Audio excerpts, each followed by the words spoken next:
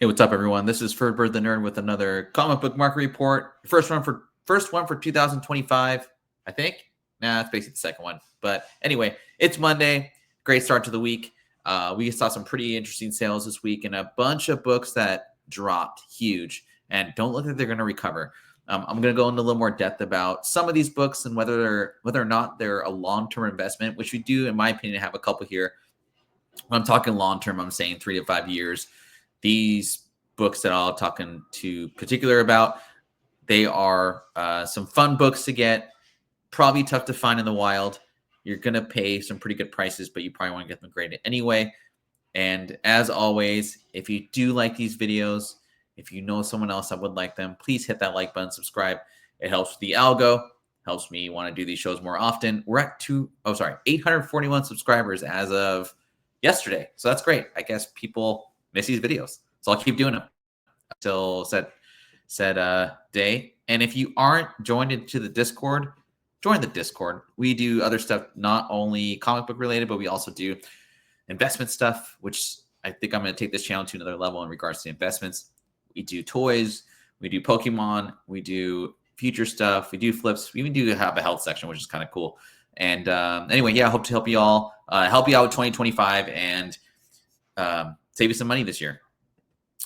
First off, kind of a banger. This isn't actually out yet, but I wanted to do a market report because I think this is a book that once every year you try and get that one book that's going to be the book of 2025. It's going to be your next Spider-Ghost. It's going to be that next cover, Supergirl, Art Adams, whatever. And the Lobos, I think, is the guy's name. This is on pre-order for $200, which isn't crazy to me. It's a 1 in 100. It's a virgin cover. It's Magik, but the art on this book is just so great. I don't know if this is like, I don't know, but this cover artist, he might be a new one that I will definitely dig into the back issue bins to see if I can find other stuff. There is a trade dress for this that goes for cover price, like $3.99. But if you want that clean virgin copy, which I think I kind of want to get to, it does kind of kill me a little bit that there is a trade dress that goes for cover price, but this book just does it for me. With the Strange Academy rumors coming out, this might be your long-term new book to get. I would not want to buy this for $200. I don't know if it'll rise a ton, but this could be that Spider-Ghost book for the next 3 to 5 years, in my opinion. Now, I usually don't talk about FOC because, FOC's a tough one, and I'm pretty conservative in my investing when it comes to comics, and new ones especially. One that's been kind of hitting the waves recently just because of the Marvel Rival stuff. Oh, and by the way, shout out to the boys over at Stein's Top 10. They do a show every Friday around, I think it's like 8 o'clock p.m. I try and watch it live, but just a lot of stuff going on in life and all that. But I do try and catch them on the rewind at least. But give them a follow. It's Stein's Top 10. I'm sure you guys are all following them anyway. But Edge of the Spider-Verse number 5. This was also on their list from this past week. $175 for a 9.8, which is respectable. Marvel Rivals is bringing in new kind of fans. I'm in another Discord where they have no idea about Marvel stuff, and being able to bring that knowledge to different collector segments is pretty cool. I think this will probably fall in the next 4 months. I think Marvel Rivals has a little bit of a cult following. I don't know how long it's going to last. There's a lot of online games out there, and the online gaming community is very fickle. I think more so than comic book collectors, to be honest. But yeah, $175 for 9.8, that's respectable. But I think if you have a copy or like 20, like our boy Doc Joe does, sell a couple, pay for that, investment, and move it on to another book like the one I talked about previously. G.I. Joe 224 from the IW series. Now, I can't find any of these books. IDW, I got 6 different comic book stores around the Pacific Northwest, and nobody has these IDW books. This is one I just kind of picked. I thought it was a really cool cover. It's probably really tough at 9.8. It's not too expensive, $15 for the last one that's sold, but 7,000 print run. I think that's pretty respectable for a white cover IDW. And this book came out like 2013, I want to say, but I'm not sure.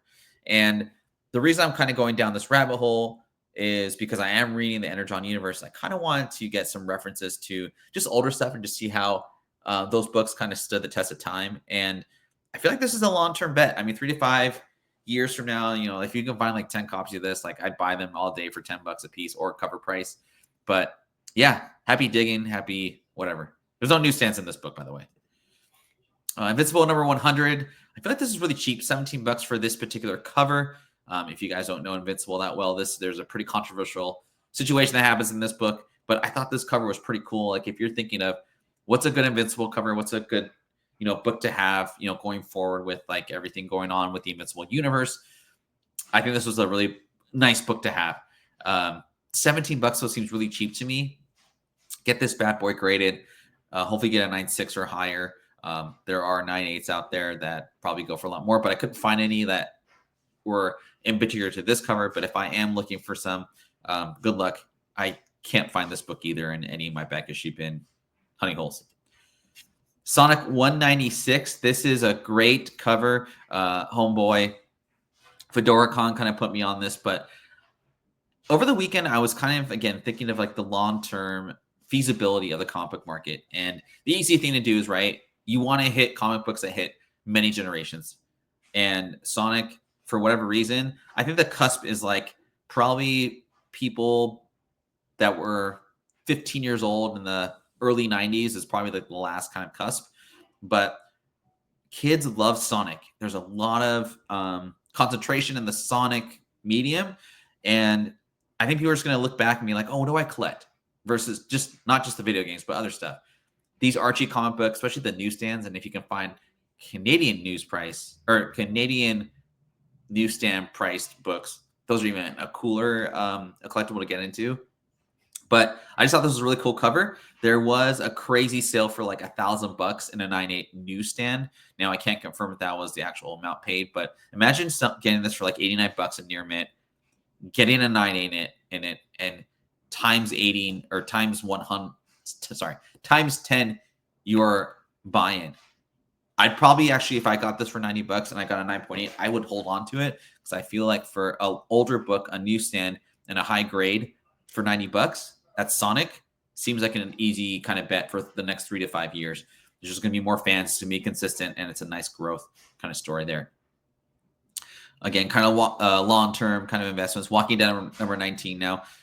I know the Walking Dead series aren't really doing very well, but I feel like 10 years from now, kids that were 15, 16 years old watching The Walking Dead this past season or the last final season or what have you, they're going to be in their 20s. They're going to want to relive that childhood memories of zombies killing each other, but whatever. I think this is the number 2 book to get, other than obviously Walking Dead number 1. Michonne's a very beloved character, and I would say she's probably the number 1A character of the series in general. She's female. She's African-American. So a lot of different genres of collectors are going to want this book in particular, myself included. $300 for a 9.8. I think that's pretty healthy. And again, I think this is a long-term hold versus number 1. This is going to be like, oh man, I like people that don't collect comics are going to know who Michonne is.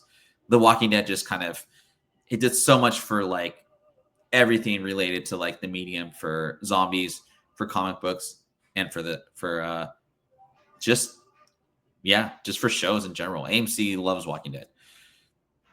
Another long-term deal, Pokemon number 1, $49.95 for a sealed copy from like the ones that hang from those bags or whatever.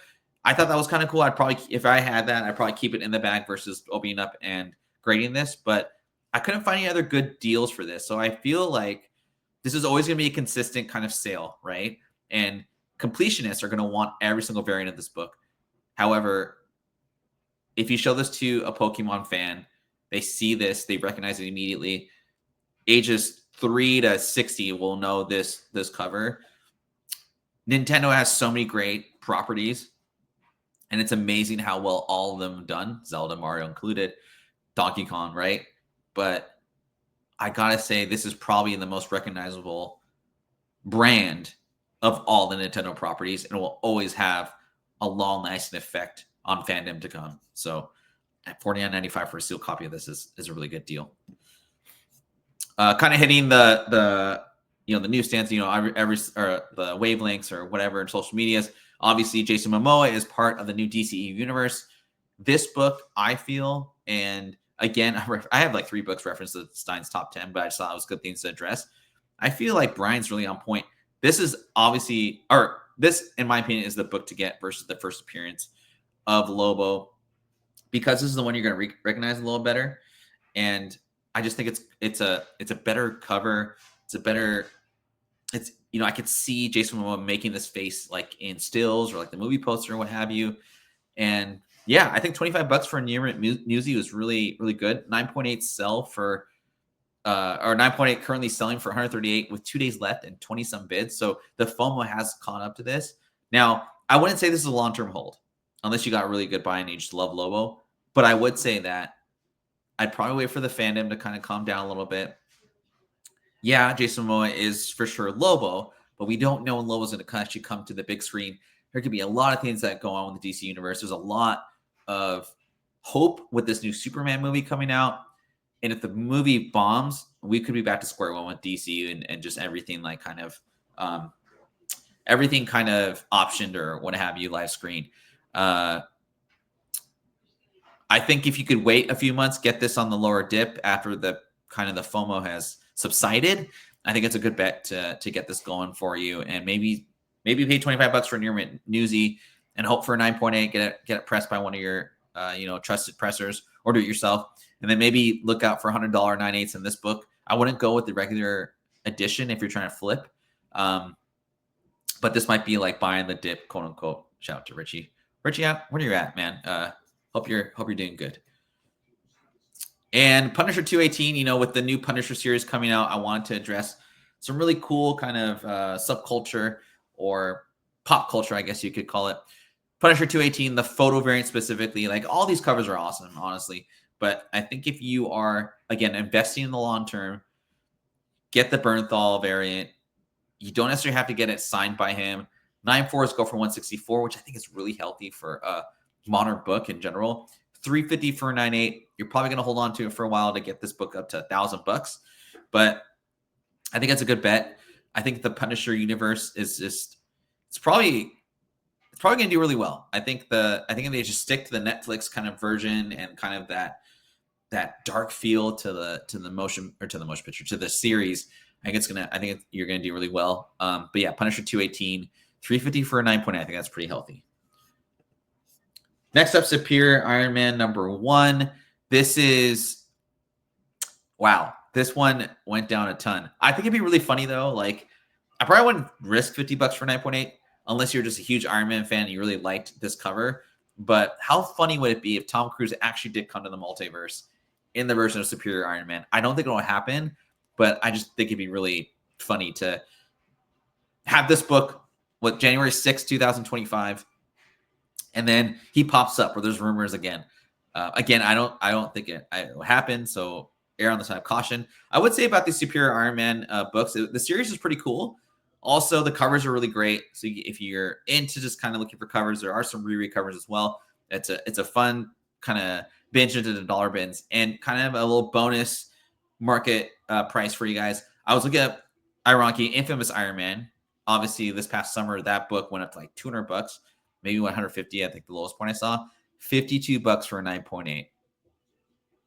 So FOMO is real. Just be cautious, everybody out there. That's just all I got to say about that. But yeah, again, I just want to say thanks everyone for your support. I'll do a video game market report. I think tomorrow or Wednesday. I have an unboxing I want to show off as well.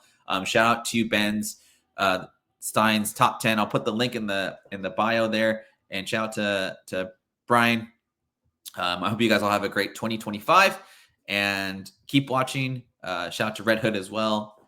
I gotta watch those guys on Wednesday more often live, but I do try catch them on the rewind. But anyway, I hope you guys have a good day. Take care, and we'll see you next time. All right, see ya.